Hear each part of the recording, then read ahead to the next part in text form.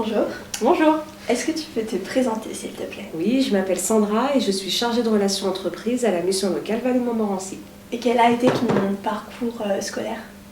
Alors, au niveau scolaire, j'ai fait un bac sciences médico-sociales, le bac SMS, comme on disait à l'époque, donc dans le but d'être éducatrice pour enfants ou jeunes délinquants. C'était vraiment ça que je voulais faire au départ. Ensuite, j'ai été à l'université où j'ai fait des études de psychologie et de sciences de l'éducation. Et ensuite, j'ai travaillé et j'ai repris mes études à 40 ans pour une reconversion professionnelle et pour passer un titre professionnel de conseillère en insertion professionnelle. Dans quel domaine tu as travaillé? J'ai travaillé j'ai été animatrice en centre de loisirs quand j'étais étudiante, quand j'étais à l'université, le truc typique à l'époque pour gagner un peu d'argent. Ensuite, j'ai travaillé pendant presque 20 ans dans l'immobilier. Donc j'étais conseillère en immobilier dans un site, au siège social d'un site internet très connu de ceux qui cherchent un appartement à vendre ou à louer.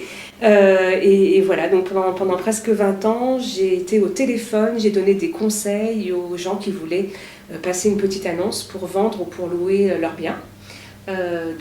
Ça allait de la prise de l'annonce immobilière toute simple. Au fur et à mesure des années, j'ai évolué. Après, j'ai fait du conseil un petit peu juridique en immobilier de premier niveau. Après, j'ai géré les conflits aussi, un petit peu faire médiatrice entre les locataires, par exemple, et les propriétaires. J'ai également, pendant ces 17 ans, travaillé sur tout ce qui était petite annonce frauduleuse sur le site. Donc, traquer les fausses annonces et les escrocs. Il y en avait beaucoup? Oui, il y en avait beaucoup. Voilà, donc un partenariat avec la police, avec la justice, etc. Et sur les dernières années où j'ai travaillé dans cette société, je m'occupais de la formation des jeunes qui arrivaient pour travailler dans notre société. Donc voilà, de la formation, de tuteur, j'ai été tutrice aussi de jeunes en alternance. Et puis j'ai fini à l'accueil, pour accueillir nos clients et les renseigner physiquement et non plus au téléphone comme j'ai fait pendant toutes ces années. Dans ton parcours, il y a souvent cette envie de travailler avec les jeunes. Et à ton avis, d'où vient cette envie ? Alors pour moi en fait les jeunes ça représente l'avenir, ça représente l'espoir, c'est les jeunes qui vont faire le monde de demain, donc je trouve que c'est important de les accompagner et de les aider. Je dis pas que c'est pas important d'aider d'autres publics et d'autres tranches de la population, mais voilà, moi en tout cas je me sens plus en phase avec les jeunes. Souvent, la plupart du temps, le feeling passe bien aussi avec le public jeune. Je ne sais pas si c'est parce que peut-être je suis jeune dans ma tête, j'espère en tout cas. Je ne sais pas si c'est ça que diraient mes filles de moi, mais en tout cas, ça marche plutôt bien et j'ai un bon contact avec ce public qui m'intéresse. J'ai envie de les aider du mieux que je peux, de les conseiller et surtout, là, dans le cadre de mon métier de chargée de relations entreprises, c'est vraiment de leur trouver un emploi le plus stable, le plus pérenne possible. Pour qu'ils se sentent bien et qu'ils démarrent bien dans la vie et qu'ils puissent après, avec un logement, avec un travail, se loger, construire leur famille, etc. Et comment ça s'est passé ta reconversion professionnelle ? Ça a été un vrai bonheur parce qu'il fallait que je parte en fait, il fallait que je fasse quelque chose qui ait du sens. Je dis pas que ça n'avait pas de sens ce que je faisais dans ma société d'immobilier, mais à un certain moment je ne voyais plus trop l'intérêt, je ne voyais plus le sens de mon travail, je n'arrivais plus à me lever le matin. Donc là il faut vraiment faire, je conseille à tout le monde d'ailleurs à ce moment-là, dès qu'on sent ne pas attendre que ça aille trop loin et de exercer son droit à la formation quand on est salarié. Donc c'est ce que j'ai fait, ça a été un vrai parcours du combattant pour obtenir le droit d'aller en formation. Donc j'avais 40 ans, je me suis battue pendant presque un an pour avoir ce droit que j'ai obtenu, alors que c'est un droit qu'ont tous les salariés, mais malheureusement, on se met...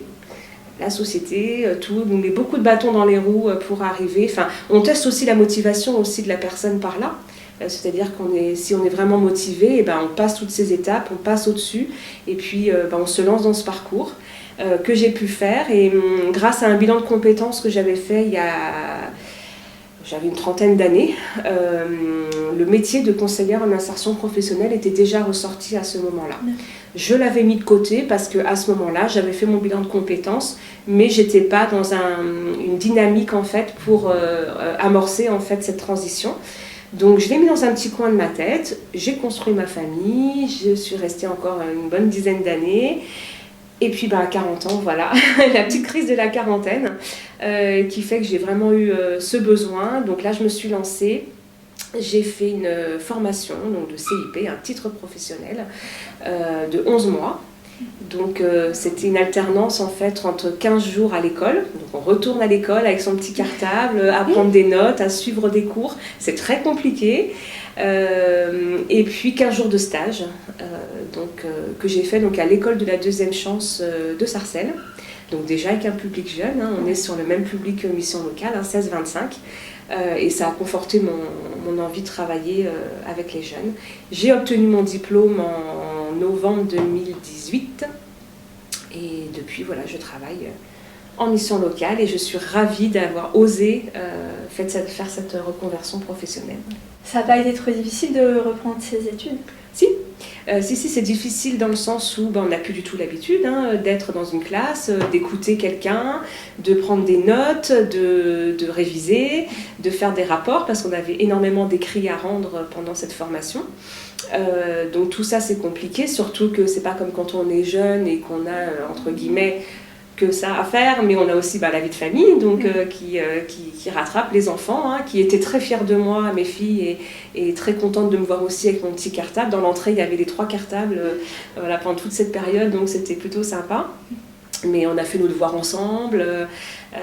Voilà, donc il y a du côté, oui, difficile, fatigant, mais tellement enrichissant, et j'ai rencontré des gens tellement extraordinaires, même mes camarades de promo.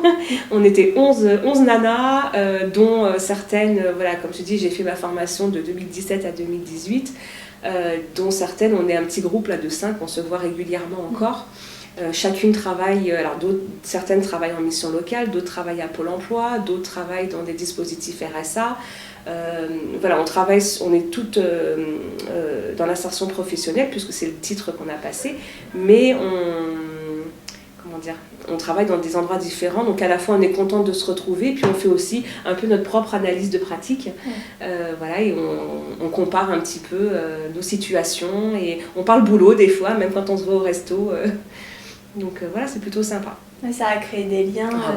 Oui, très très fort. Et parce qu'on est toutes à peu près du même âge, et même des fois un peu plus âgées pour certaines. Et oui, ça crée vraiment quelque chose. Et non, je suis ravie. Franchement, ça a changé ma vie. Et maintenant, le matin, je me lève avec la patate, avec l'envie d'aider et de faire quelque chose qui a du sens pour moi, quoi. Et tu penses que c'est vraiment important de faire quelque chose qui a du sens dans sa vie. Oui, parce que sinon tu ne tiens pas longtemps en fait. Tu vas pouvoir faire des petits jobs alimentaires, et tous les jeunes, on est passé par là. Bon, l'animation, ça me plaisait aussi quand j'étais animatrice en centre de loisirs, mais bon, je savais que c'était un travail que je voulais faire seulement pendant mes études. Je ne comptais pas, parce que c'est très très fatigant quand même, il faut le dire, en faire mon métier. Oui, je conseille vraiment à tout le monde, après, une fois qu'on a passé le stade du job alimentaire, en gros, c'est vraiment de se poser, de vraiment trouver un travail qui a du sens. Je ne dis pas forcément un travail passion, ça c'est très rare de trouver. Je le souhaite à tout le monde, le travail passion, mais au moins un travail où on se sent utile, quoi. Et qui a du sens pour soi, et voilà, il suffit juste qu'il donne envie de se lever, quoi. Qu'est-ce que tu aimes le plus faire dans ton métier ? Alors, dans le métier de chargé de relations entreprises en mission locale, le poste il est extrêmement varié, tout est hyper intéressant. Ça va des tâches administratives, mais qui ne sont pas à négliger, puisque on doit rentrer dans le dossier des jeunes certaines informations. Ça aussi, ça me plaît, parce que j'aime bien aussi le travail administratif, de la recherche également d'offres d'emploi. J'aime aller à l'extérieur, rencontrer des nouveaux employeurs, des nouveaux partenaires. C'est un métier où on bouge tout le temps, aucune journée ne ressemble à une autre. Il y a des journées où on va être plus en administratif, des journées où on va plus être à l'extérieur. On bouge beaucoup. Oui. Donc ça c'est super, parce qu'alors moi, avoir les fesses vissées sur une chaise toute la journée, c'est sûrement pas pour moi, quoi. Voilà, il faut qu'il y ait de l'action, donc rencontrer du monde. Moi, j'aime le contact, j'aime l'humain en fait. Donc voilà, et surtout ce que je préfère, c'est organiser des actions. Donc nous, dans notre travail avec mes collègues, on organise des job dating, des forums, des sessions de recrutement, des visites d'entreprise, des découvertes métiers. Donc on va en extérieur, à la recherche, on va vers le partenaire. On emmène des jeunes avec nous, voilà, donc ça c'est plutôt sympa. Nos actions, ça va de la recherche, ne serait-ce que de la logistique, à la salle, définir les horaires d'une action, travailler avec le partenaire, chercher les entreprises après qui vont venir sur cette action. Le jour J, il y a toujours la petite montée d'adrénaline. Voilà, la veille, le jour J, le matin, on se réveille, on fait allez, on espère que tout va bien se passer, qu'il y aura du monde, qu'il ne va pas y avoir de grains de sable. Il y a toujours des grains de sable, toujours. Donc ça fait partie du job. On a l'habitude, on en rigole après. Voilà, sur le coup, on rigole pas, mais après, ça nous rappelle des souvenirs. Et voilà, l'action se passe, on est dans l'action, et quand c'est fini, le soulagement, mais la plupart du temps, ça se passe super bien, malgré les grains de sable. On peut enfin souffler. On fait un super travail d'équipe. Nous sommes 3 dans le service, donc avec mes collègues Mélissa et Mariam, que j'aime profondément, voilà, avec qui on fait un super boulot. Et voilà, quoi. C'est ça, moi, qui m'anime. Et puis cette satisfaction aussi quand un jeune trouve un emploi grâce à nous, parce que c'est un service entier, ça c'est chouette, parce que on est content pour le jeune, on est content pour l'entreprise, on se renseigne, on appelle régulièrement, on fait un suivi dans l'embauche pour être sûr que tout se passe bien. On a un rôle de médiateur aussi, de médiatrice, nous sommes des femmes, parce que des fois il peut y avoir des petites choses qui ne vont pas, et l'employeur nous appelle, ou le jeune nous appelle en disant là ça ne va pas, viens, on y va, on essaie de trouver une solution avec l'employeur et le jeune pour que ça se passe mieux. Des fois ça marche, des fois ça ne marche pas. Mais voilà, notre satisfaction première, que ce soit moi ou Mélissa ou Mariam, c'est vraiment que le jeune soit épanoui dans le travail qu'il a trouvé, et puis que le partenaire soit content. Et du coup, quel conseil tu donnerais aux jeunes actuellement face à l'avenir, au monde professionnel ? Alors il faut oser, voilà, surtout il faut oser se tromper. Déjà, c'est très important. C'est en se trompant en fait qu'on sait ensuite ce qu'on veut surtout pas faire. Et le fait de faire la liste de tout ce qu'on veut pas faire, ça permet après de faire la liste des emplois qu'on veut faire en fonction de ses compétences, de ses connaissances. Il faut, c'est ce que je disais tout à l'heure, essayer de trouver vraiment un métier qui a du sens, parce que voilà, le métier alimentaire, ça ne va qu'un temps. Si le métier qu'on veut faire, qu'on vise, n'est pas en adéquation avec, il faut oser aussi reprendre ses études. Faut se forcer des fois un petit peu, si on peut, évidemment. Et puis voilà, oser, foncer. Mais surtout, ce qui est très important, c'est le savoir-être. Actuellement, on va avoir des jeunes, ils vont avoir les diplômes, ils vont avoir les compétences, ils vont avoir les connaissances, ils n'ont pas le savoir-être. Et ça passe pas. Qu'est-ce que tu appelles savoir-être ? C'est bien se comporter, c'est-à-dire que ce soit à l'entretien d'embauche, que ce soit ensuite, une fois qu'on est dans le travail, il faut être poli, il faut être cordial, il faut être à l'heure, il faut être là surtout, ne pas penser que son absence c'est pas grave. Si une absence sur certains métiers, ça peut vraiment mettre je dirais pas en danger, le terme est fort, mais ça peut désorganiser tout un service. Donc, alors évidemment, quand on est malade, quand on a, évidemment, mais il faut prévenir. On a beaucoup de jeunes qui ne préviennent pas. Voilà, c'est tous les codes en fait. On peut avoir tous les diplômes qu'on veut. Si on n'a pas les codes de l'entreprise, si on ne sait pas bien se tenir, s'habiller de façon correcte, c'est ce que je dis aux jeunes. On n'a pas besoin d'aller au travail en costard-cravate, sauf dans certains métiers où c'est demandé. L'habit fait pas le moine, on est d'accord, mais par correction, par son employeur, un minimum. Ça dépend des métiers, bien sûr. À l'entretien, ne pas se pointer en jogging, ça c'est la base. Ne prévenir si on a du retard. Toutes ces petites choses-là, maintenant les entreprises sont très sensibles. Limite maintenant, on est arrivé à une étape où l'entreprise va être moins regardante sur les diplômes, sur même les compétences, que ça on peut se former. Mais maintenant ce qu'elles veulent c'est des jeunes juste qui viennent en fait, qui soient motivés, qui soient agréables, qui soient polis et ouais, et puis le reste ça s'acquiert au fil du temps.